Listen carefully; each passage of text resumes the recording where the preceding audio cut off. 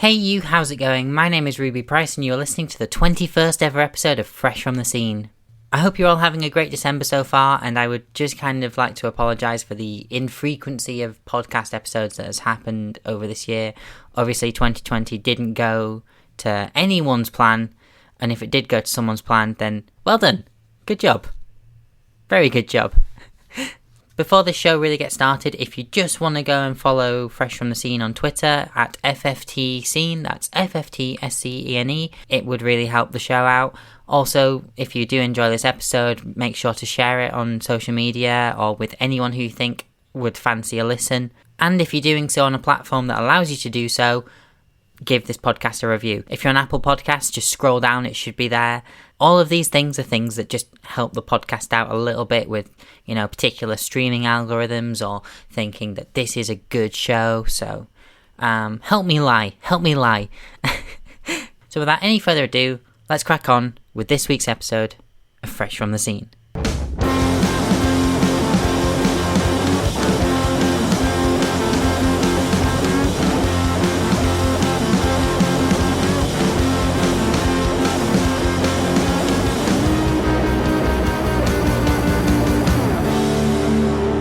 You're listening to Fresh from the Scene with your host, Ruby Price. Welcome to Fresh from the Scene. Today's guest is the ever-lovely Dave Giles. Thank you for having me. It's a pleasure to be here. Thanks for asking.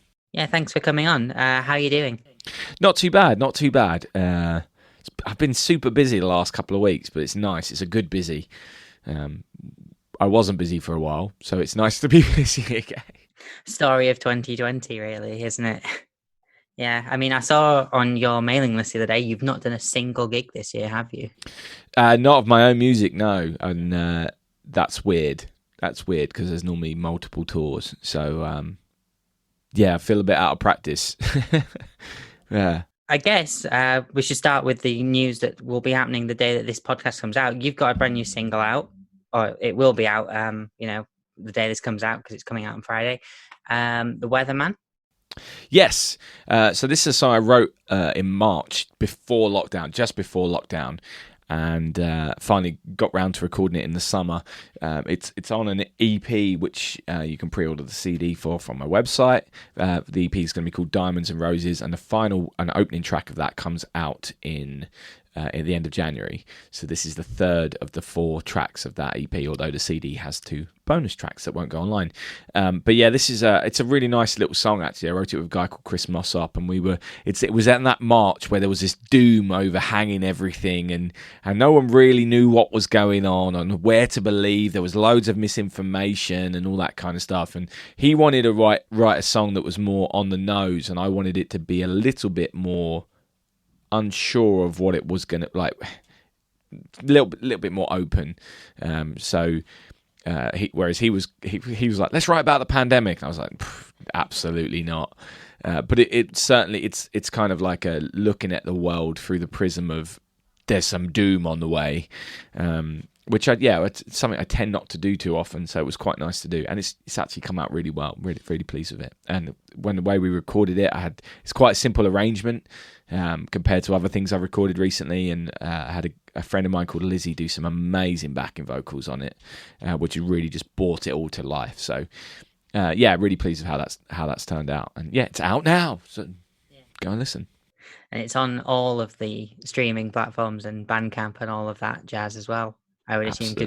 Well, it probably won't go onto Bandcamp until January when the full EP's out. But because obviously as well, like, you are a big advocate for streaming, I would say, because obviously, I think I once quoted you as saying it allows you to have a career. Absolutely. Yeah, and obviously, like, as well, a lot of people tend to I wouldn't say rip. A lot of people literally tear into Spotify, but as you've said, without Spotify, you can't really function the same way that you do. Yeah, I mean, there's so many facets to this, and I get frustrated with musicians because I feel it's lazy. I feel like it's just lazy things aren't going well, I'm going to moan about Spotify, and I don't think they've actually thought through their argument, because before Spotify came around, revenue from recorded music was tanking, absolutely tanking. And now we are back up to where we were in 2001, and it's on the rise exponentially because of streaming revenues.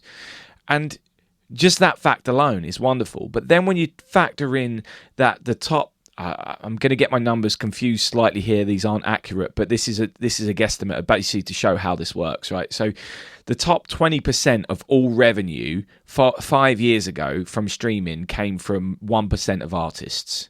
This year, it came from 10% of artists. Now, I'm not sure on the exact numbers, but that's what you can see. So more people are sharing more of the pie. I'm fine with that.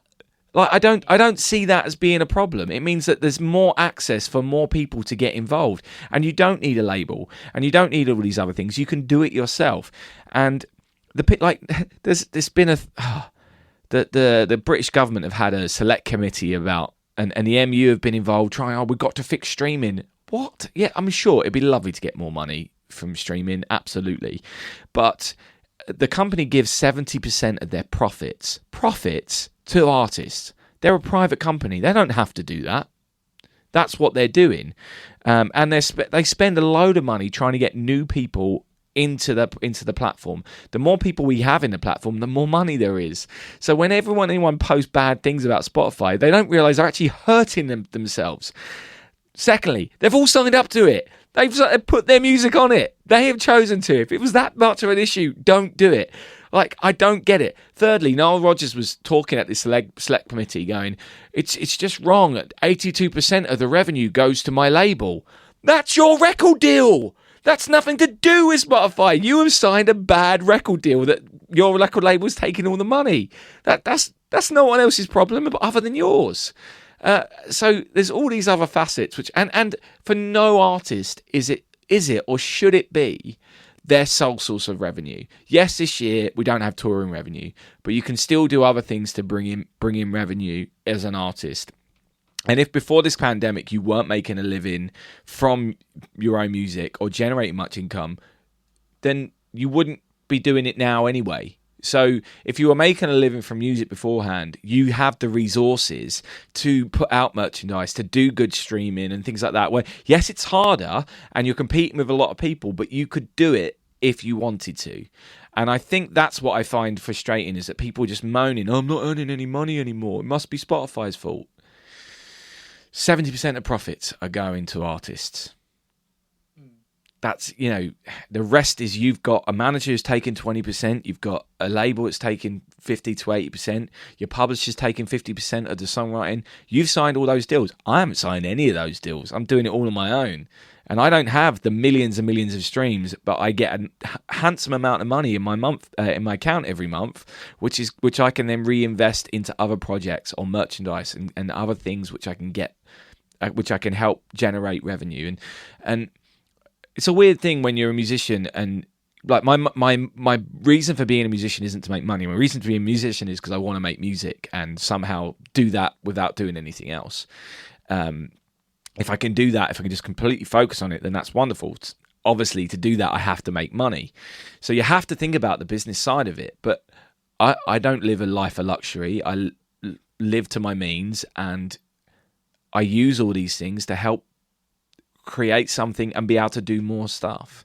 And a lot of these people, like David Crosby's whinging. David Crosby, who has been he's in the Hall of Fame twice. He was in the Byrds, he was in Crosby, Stills and Nash. He's had his own solo careers. He lives in a mansion in Los Angeles, and he's saying he's got no money and streaming has robbed him of an income. I mean, he sold millions of records on vinyl. Then they came out on 8-track. Then they came out on CD. Then they came out on cassette. Then you could download them. He's had 5 different cracks at that whip. And now he's getting streaming revenue. Like, what's he complaining about? If he's bad with money, that's not my fault. It's not Spotify's fault. That's his own fault. So, yeah, sorry, I rant about these things. But I just think artists are doing us, it doesn't do us any favours to be doing this. At all. It really doesn't do us any favours. And yes, sure, let's if we can get more people in there, there'll be more money and we'll earn more money from streams. That's how it works. And by all this negative stories about it, that's not going to help. But if there are less millionaires and more people making a living, I am happy with that. I think that's how it should be, and it's not a closed shop anymore. It's not 50 people get record deals a year, major record deals a year, and they're the only people that've got a chance of making a living from their own music. It's not like that anymore. That's great. Isn't that wonderful? I think it is.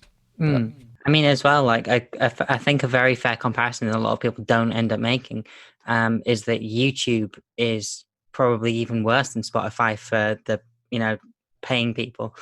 Absolutely. If you're going to go after someone, go after YouTube, where the barrier to entry before you even get paid, you have to have 1,000 subscribers and however many watch hours. 4,000 hours watch time in the last 12 months. And not many people are doing that. Spotify, you get a little bit for every stream, regardless of your level. Once your music is on there, you're being paid. So you're right. I don't understand why it's always Spotify that gets the butt of the, because it's the biggest one, I guess, in terms of music streaming. But yeah, would it be nice to earn more money? Sure. Would it make life easier? Sure. But you've chosen to be an artist, and that's not easy. It's not easy, and it's not supposed to be easy.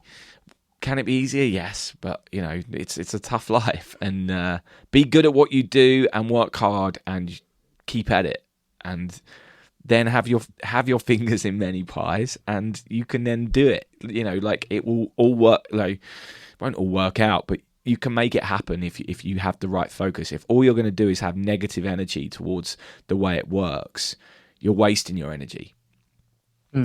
Says the guy who's just had a massive negative rant for the last 5 minutes.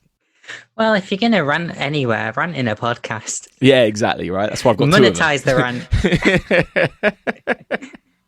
Absolutely. But yeah, I'm going to go on something that you mentioned in that rant. Obviously, you said that, you do all that stuff and then you get the money and you put it into other projects. Obviously, the big project that you're currently working on is saving up to record at Abbey Road Studios. It's similar to what you did as well, like when you were building up to record Tennessee and 48th. But this is obviously bigger, and it, from what I've seen, it appears to be going better as well.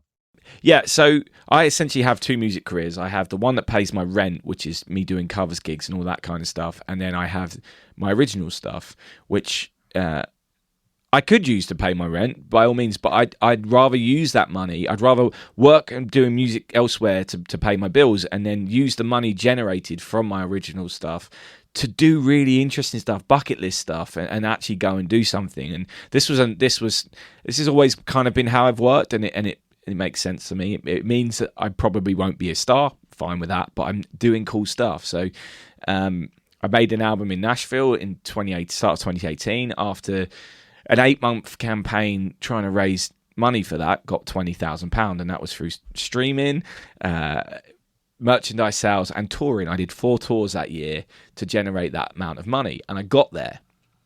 Actually got about 22 to 25. It was between that by the time I left, which was fantastic. And that was my first massive project.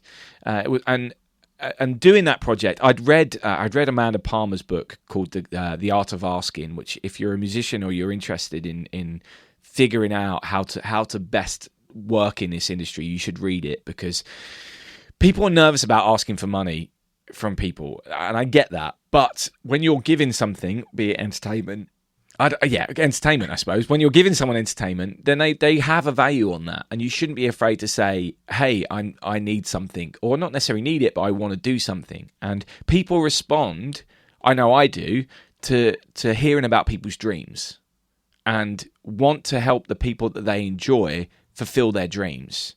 So if I had just done if that year I just said, hey, I'm going to make my second album in January, I'm going to go into a studio, not name the studio, just somewhere in the UK, I wouldn't have got anywhere near £20,000, because I'd already made an album, and it would just been another thing to do. I may have made £2,000, which would have been amazing, and I could have made a good album in the UK with that. But the idea of, this is something I've always wanted to do. I've always wanted to go to Nashville. All my favourite albums are made in Nashville. I want to employ some of the best musicians around and do something special in a really old studio with tape machines and all this kind of stuff. And people bought into it, and they bought into my excitement to it, and therefore they become very generous. And I think also the fact they know it's not just funding me to go out and get smashed or anything like that. This is actually to fulfill a dream. All that money's getting ploughed in.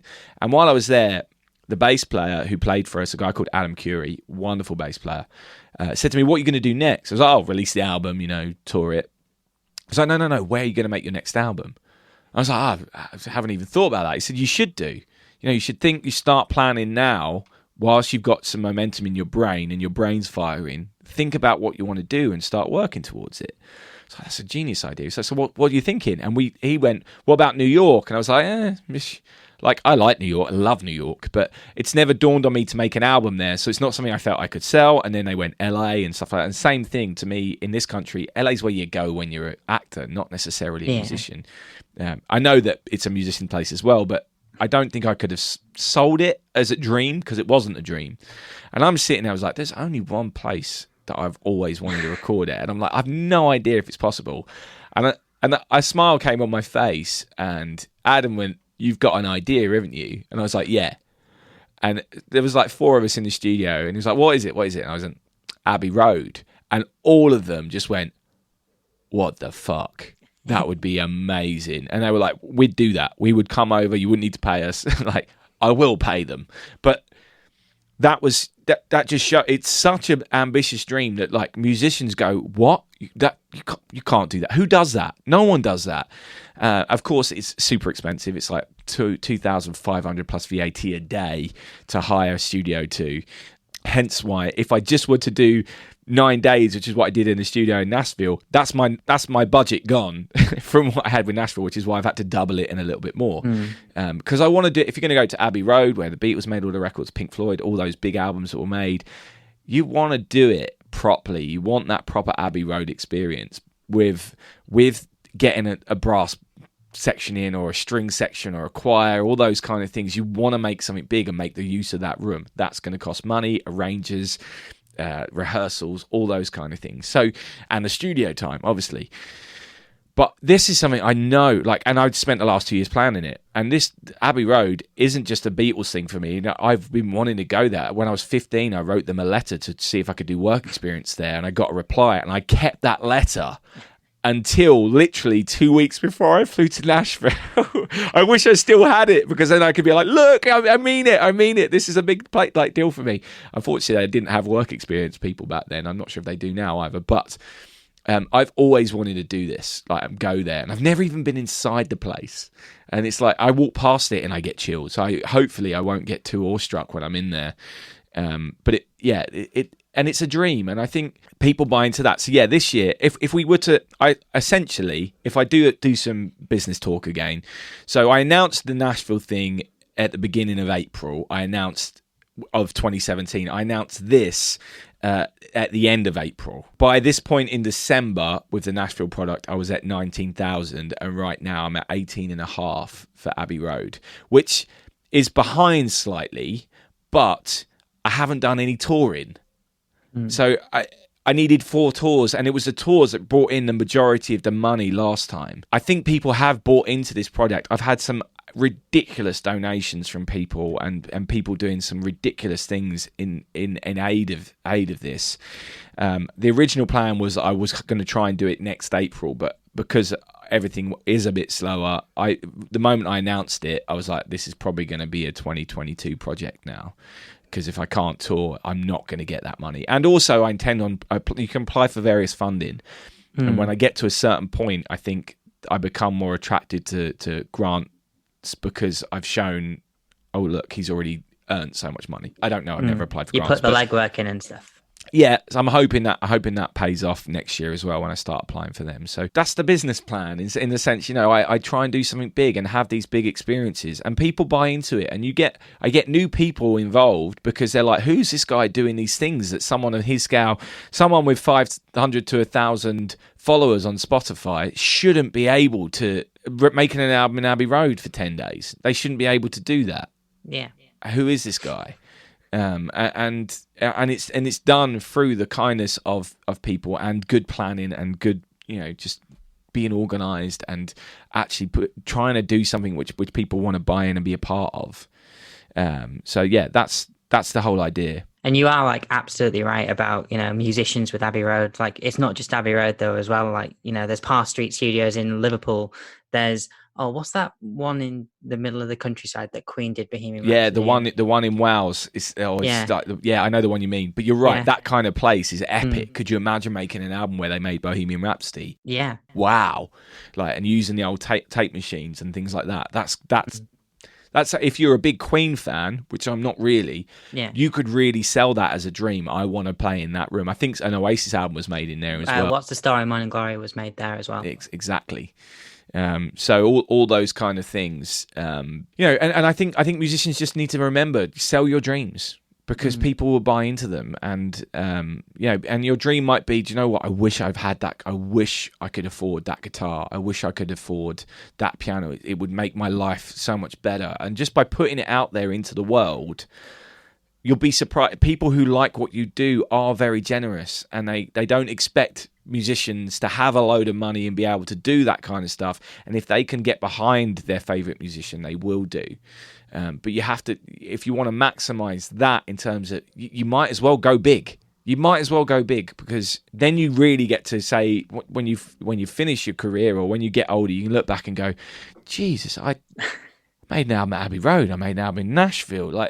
And I wasn't ever on the telly or the radio. That's an achievement. And as I said earlier, I do this because I've always wanted to be a musician. And to me, the success of it isn't how many streams I've got, how much money I'm making. It's the fact I'm doing it. That is always been the dream, and I am doing it. I'm 35. Since I was 18, I've been a musician. The pandemic's the only thing that slowed that down, and that's completely out of my control. But even then, I've still been able to raise £18,000 so far for this project. I think a lot of the discourse that I end up hearing from musicians at the kind of doing a tour every now and then, but also working main job. A lot of them are like, oh, I do want to make it as a musician. It's like, you're playing gigs, you're already there. Exactly. It's the definition of making it. You're kind of drilled. It's drilled into you that to make it, you need to be a top 10 artist and be selling out arenas and stadiums, and that's making it. No, making it is making the music. That's making it. You actually having something that you've made and you've created in this world, which makes those, to an extent, making music is easier than it was 20 years ago, but doing it properly is very rewarding. And especially if you can do it the old school ways. That's there is a magic to it. There is a magic to it which is greater than recording something in your own bedroom. Which, don't get me wrong, you can make great music in your own bedroom. Look at Billie Eilish. Yeah. But yeah, that's just my theory anyway. What do I know? Yeah. He says after talking non-stop for 20 minutes. You've dipped your toe into a bit of producing as well recently, I would say. Gary C, Acoustic Christmas EP. Top 5 in the iTunes Christmas chart. Yeah, which probably means it's sold 15 copies because no one uses iTunes anymore. But does it not account still for Apple Music though? I don't think so. I don't think so. I'm not sure. Maybe it does, but I'm not sure if it does. Yeah, I mean, I've always produced. I've self-produced a lot of stuff and made a few things. I made an EP for Gary 5 years ago. But since working with Dean, who produced the album I made in Nashville, he has taught me so much, and he's so giving of his time to me in order. And it's been one, especially in the pandemic. Actually, at the start of the pandemic, he was basically giving me masterclasses on mixing and helping me out with my setup, making sure I had the right plugins, not too many, just the right ones that can really help make a difference. Did he mention Decapitator? Yeah, I've got that. It's great. Love it. Absolutely love it. There's a trumpet on one of the tracks on Gary C's EP that's being sidechained through Decapitator. It's wonderful. But yeah, so this EP compared to the last one I did for him, the sound of it is fantastic. I'm really pleased with what we've done. And it was basically my friend Gary. It's been his dream to make a Christmas album or EP for years, and he turned 40 and decided to do it. And he's got his own little audience, or big audience, from that don't necessarily know him as a musician because it's not his full-time thing or anything, but he did used to be a singer. He used to do cruise ships and all that kind of stuff. So he has the talent, and he seriously does have the talent. And he's made this little Christmas EP, and I'm happy with it. I'm really happy with it. So yeah, Acoustic Christmas by Gary C. featuring me doing most of the other stuff. But yeah, I do enjoy doing it. If I have time, I do enjoy producing stuff. I'm good at doing rootsy kind of stuff. If you want me to do a big electronic production, I could have a go at it. Yeah. It's not my bag, and you have to be up to date with all the different software and all the sounds and all that kind of stuff, and have a big sample library. And whereas I like recording real instruments and making them sound nice, and not dissing any of the electronic stuff. As I said, Billie Eilish, she's making incredible stuff, and I love the fact that that's considered pop music, like this arty kind of 10, 15 years ago that would have been called art, like avant-garde art stuff, and now this is like it's arts mainstream, and I love that. That's like, yes, but I don't want to make that. Let someone else do that. That's great.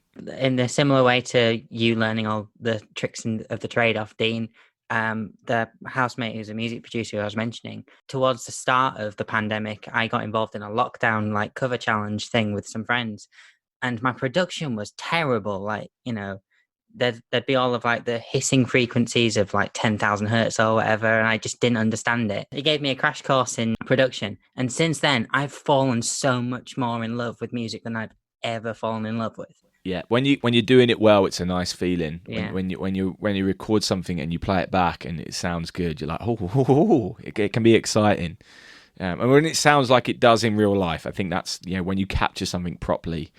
That's a really exciting thing, and with I think one of my only issues with something like Spotify is that there are so many people releasing badly recorded things, and I'm probably guilty of that in the old days. I try and make sure my output, that when I put something on there, it's actually been done to a high standard, and therefore when people do things and it isn't to a high standard, the songs may be great, but if it's got all the hiss and it isn't that nice to listen to, it just it makes a lot of noise on the internet, which frustrates me a little bit. But we all learn, and hopefully those people will learn and then make better sounding things. But it is quite easy and accessible to do it these days if you're willing to put in the work. There's the barriers to entry are down, aren't they? So get on YouTube, watch someone like saying, oh, here's how you record this and here's how you do this, and then GarageBand comes free with MacBooks, so you can get Audacity and stuff and do other stuff. And I like that people being creative and making stuff, and it shows. Like, it kind of reminds me of, I mentioned this in an interview with Echoist on this podcast a couple of weeks ago, but like the creativity that people are putting into like the things that are going out now reminds me of the golden era of like YouTube, of home production. And it is just the creativity like aspect to it, because from a technical standpoint, it's like the golden age of YouTube. Everyone's filming things in 720p. Yeah. Like, I just love the fact that, that's where we've reached as a point in society, that people can make fantastic things in their bedroom if they know how to do it. Yeah, so the final single for the album, for the EP that's coming out, and this single's going to be out at the end of January. The drums were recorded by Dave Giles in LA. The bass was recorded in Adam's place in LA. Dean and I and Kevin Harland, Dean, my producer, and all recorded guitars across. So I was here, Kevin was in LA, Dean was in. At one point he was in Nashville, one point he was in Arkansas, and one point he was in Nashville. We had a backing vocalist recording in Manchester. It was and it all sounds like we were in the same room. You wouldn't know, like, because everyone who's done that job knows how to record, has recorded it well, and then it's been well mixed and mastered. Oh, I'm really happy with it. That single is going to, I'm very happy with that one. It's called Elizabeth I. And it's things like that. You're right, that you just couldn't do a while back, and it's been great. Like the way that Dean has been teaching me. So I'm sitting here, he's in Houston, I'm here. He can hear exactly what's going on my computer using a piece of software called Audio Movers. So he can hear in almost real time exactly. If I press play, he can hear exactly the file and say, okay, load up that plugin or load up that EQ and play with this frequency and see if you can hear the difference, and therefore it's like practical hands-on, as if he was here. I've got him on the screen on a FaceTime, he's talking me through, and then also there's a thing called Team Viewer where he can take over my screen, which sounds scary, but he can literally with a mouse on his computer come in, click on a few things, and I can watch him doing things so I can learn.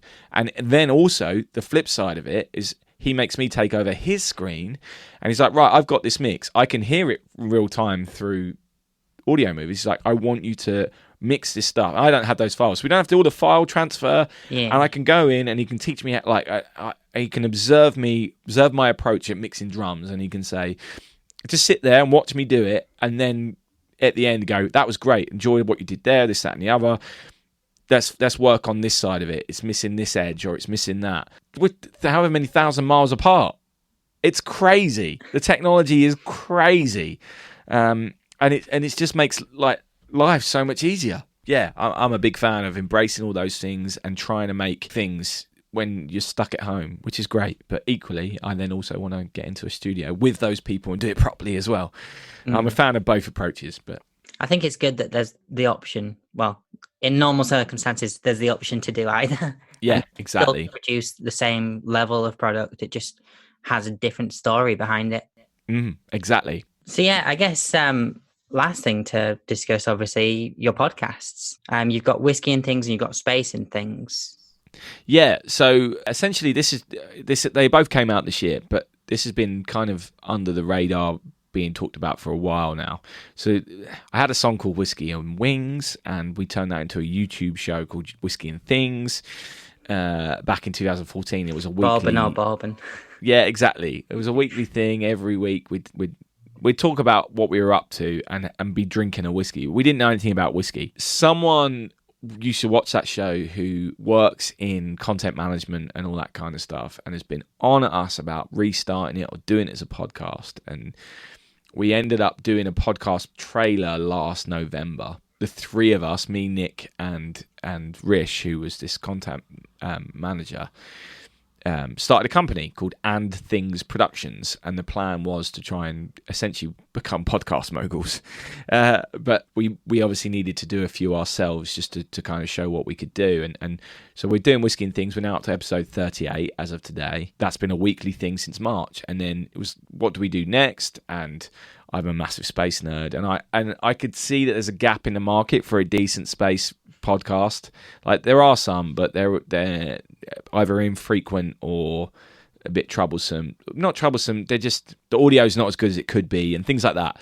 So I knew there was a gap in the market, but I didn't think I was the person to do it, even though I'm a big space nerd, because I don't have the contacts in that world to justify it. But I'm in a few of the space groups on Facebook, and the founder of one of the biggest ones, I just reached out to her and said, hey, and she's a space journalist and an historian, so she does have connections, and I just sent her an email saying, I don't suppose you're interested in doing a podcast. And we ended up doing the Space and Things together. We're now on episode 15, and her and I have just hit it off, and the chemistry's great. We've become really good friends in the process of doing it. And she's opened doors. Episode 2, we had an Apollo astronaut on. You know, like, it's crazy. So this is opening so many doors for me in a different world altogether. But yeah, it's podcasting is great, and it's something that I know we can do on the road. You know, I've got equipment I can take on the road. So I'm on tour. I can always be doing it. I just got to take up my laptop and do the editing and get it up. So I feel like it's as opposed to video editing, which is a lot more complex. To do a podcast well, you have to be good at what you're doing, but it's easier than doing video to a high standard every week. You can do it on the road a little bit more, I feel. So I'm excited about where this might go, and the company may do well. You know, that we've now got to start thinking about what the third podcast is and what the fourth podcast is, and I can't be involved in it. I'm now involved in 2 of them. We need to, you know, and we want people to pitch podcast ideas to us, and we'll chase a few as well, and we've got different ways we're willing to help people out and hopefully get their podcast heard by the right people and help with whatever needs to be helped with. That's the kind of idea behind it. And we've, you know, say Rish has big in the content management world and understands that world and the marketing side of things. So that's where we're at. That's where what we're trying to do essentially. But we'll see how that pans out. But I'm enjoying doing the whiskey podcast every week, which I'm not editing. Nick's doing all the editing for that. I just have to turn up and drink a whiskey, and it's a lot more whiskey focused now than it used to be. Actually, we're learning a lot about whiskey and the whiskey industry, which is again opening many doors and giving us some wonderful experience. Even during lockdown, we're being sent lovely bottles of whiskey to drink, which is great, and I'm assuming that as things open up, we'll be able to go and do distillery tours and things like that. So that's all going to be a lot of fun. And then Space and Things, which is kind of my baby. I do all the editing and we've got some great guests lined up, and it's fun. They're both things I'm passionate about. And I think with podcasts, if people listen to podcasts, there's nothing better than listening to people talk about things they're passionate about, even if you're not necessarily into the subject matter that much yourself. Like if you didn't consider yourself a whiskey fan, hearing people talk about it passionately and with a bit of personality can be entertaining. And we've got people that listen who don't even drink, who have signed up to our Patreon, which is crazy. They're not even drinkers, and they're signed up to a Patreon about whiskey. But blows my mind. But that's how it is. And if you put the right people in the right place and they mean what they're saying, then that can be entertaining for people, and you just have to capture it. I think I'd rather listen to someone talk about something passionately, for an hour about something that they absolutely adore than listen to someone talk for 10 minutes about any subject that just popped into their head that day. Absolutely. I'm the same. Normally I put this question at the start, but in my anticipation to just start talking about Abbey Road and all of that stuff, I forgot to include it. Other than the last however long this podcast has gone on for, who are you, Dave Giles, and why should people listen to you? Yeah, if they've got this far, then fair play. You've just listened to someone. I'm a nobody. I don't. I'm just a 35-year-old white guy who's been very lucky and makes music, has worked hard, and some people will like what I do. Most people probably won't. But check it out, and you make your own mind up. But I don't really know. I don't know. How do you answer that question? I'm really bad at answering that question. Yeah, I like music, space, and whiskey, and rugby, and tea as well. Tea. I also like tea. There we go. Again, it's that what we were talking about earlier about thinking outside the box to create revenue. I know I can talk passionate about tea. I've got songs that mention tea. It all works. And when you've got a small audience like I do, they'll buy a CD once, but if they like tea, then they'll keep buying more and more and more of it, and it enables people to be able to support you as well as have something nice that they can have at home as well. So, as a musician, you've got to think outside the box, and why not? And if you're passionate about something like I am with tea, then again, you'll sell it. Mixing business and pleasure is always dangerous, but it seems to be what I do. If you are going to make a business, you might as well make it based around pleasure. Exactly.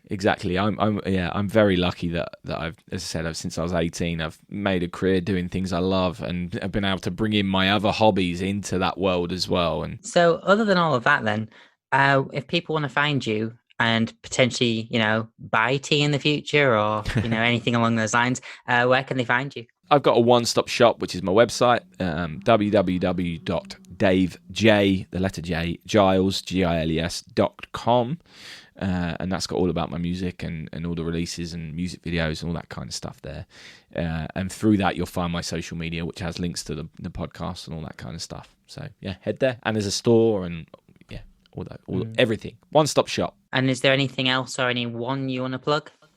Do you know, at the moment I've started doing Twitch, and Twitch, if you're still at home and you're not going out and you're missing gigs and stuff like that and you're missing connections, I recommend you find some musicians on Twitch, because I've just started doing streams on there, and there's so many amazing musicians on there from all over the world. And Twitch is really quite high standard streaming, so the audio's good, the visuals are good, and it's interactive. And people are there, rather than Facebook, when people stream on Facebook, people might just be scrolling through, watch a bit and pass on. Twitch is for people who really want to sit there and get to know a musician or be a part of a stream. It's like the first time I've found somewhere online which is where the platform actively encourages people to help each other grow. It's good fun. So one last question to end the podcast. Because of the time of year, favourite Christmas song? Santa Claus Is Coming to Town, the Bruce Springsteen version. Oh. I've always loved that version. It's a live version, and it's sublime. Although I said earlier I'm not a big Queen fan, right? I'm not, but their Christmas song is actually really good. Thank God It's Christmas, and it never gets played that much. Well, it doesn't get played much on the radio, and I don't know why. But it's a really, really good Christmas song. So yeah, that one as well. But yeah, Santa Claus Coming to Town by Bruce Springsteen. Thanks for coming on the podcast, Dave. Thanks very much for having me. It's been good fun. You're listening to Fresh from the Scene with Ruby Price. Thank you very much for listening. I really do hope you enjoyed that, and I mean that sincerely. I do make this podcast mostly for myself, but also I like to think that people are enjoying it. Thank you very much to Dave for coming on the show. You were an absolute legend. There are links to everything that you need to know in the description of this podcast. Go there, follow Dave, maybe purchase some tea. Let's get him to Abbey Road. As also mentioned near the start of this show, if you want to follow the show on Twitter, it's at FFTscene. That's FFTSCENE. I am also on Instagram at Rubes001. And again, all of this is in the description. One final reminder to give this episode a share on social media if you haven't already, particularly if you enjoyed it. If you didn't enjoy it though, you could still share it and talk about how shite this show is. Because as the saying goes, all press is good press. Hopefully we get another episode in before the end of the year, but if we don't, I hope you have a fantastic December within reason. Thank you very much for listening, and goodbye.